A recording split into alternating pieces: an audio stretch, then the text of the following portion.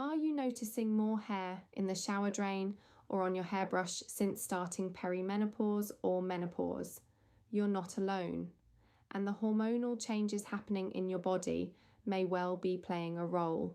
Estrogen helps keep hair in its active growing phase, known as the anagen phase.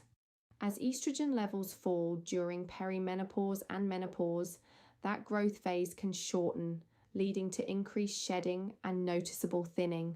At the same time, androgens, male hormones that all women have in smaller amounts, can become relatively more dominant, which may affect hair follicles that are sensitive to them. But here's something really important to know before we go any further. Hair thinning has many possible causes. Thyroid problems, iron deficiency, and other conditions can all trigger hair loss that looks very similar to hormone-related thinning. That's why a proper GP assessment is essential before assuming menopause is the cause. Your doctor can run blood tests to rule out other factors first. Now, when it comes to HRT and hair, the first thing to understand is that no HRT formulation is licensed in the UK, specifically for treating hair loss. Any benefit to hair is considered a secondary effect, and it varies from person to person. So HRT is not a guaranteed hair loss treatment, and it shouldn't be thought of as one. That said, systemic estrogen, meaning estrogen that works throughout the body delivered via patches, gels, sprays or tablets, may help by prolonging the hair growth phase that declining estrogen tends to shorten. The type of progestogen used alongside estrogen also matters, though it's worth knowing that the evidence here is largely based on receptor profiles and observational data rather than large clinical trials. Some progestogens have what's called androgenic activity, meaning they behave a little like male hormones in the body. Examples include norethisterone and levonorgestrel.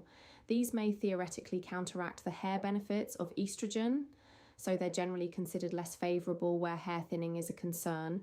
On the other hand, progestogens with a neutral or anti-androgenic profile are generally preferred.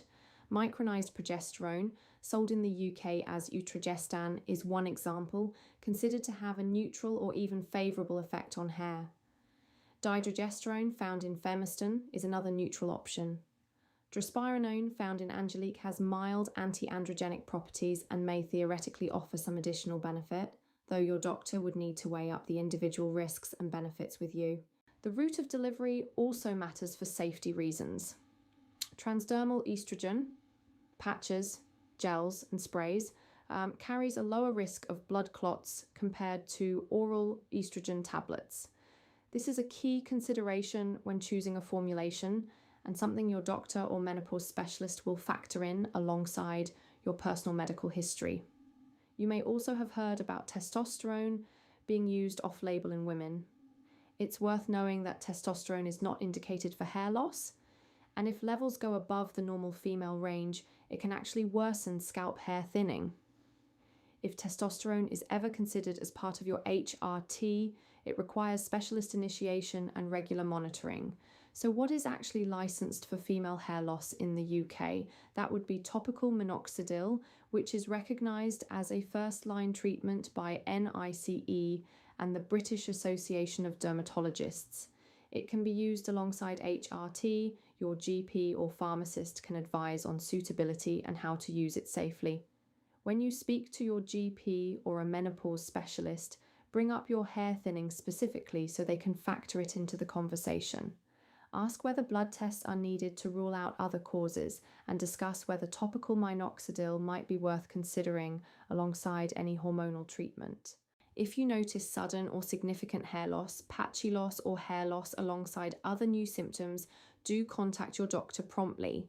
To recap, HRT is not licensed for hair loss in the UK, but the type of estrogen and progestogen you're prescribed can make a difference if hair thinning is a concern.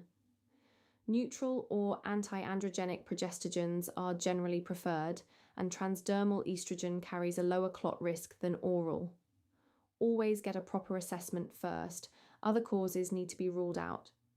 This video is for general information only. Please speak to your GP, pharmacist, or a qualified healthcare professional for advice that's right for your individual situation. If you found this helpful, leave a comment below. We'd love to hear your questions, and if you want more straightforward health information like this, give us a like and subscribe to the Bolt Pharmacy channel.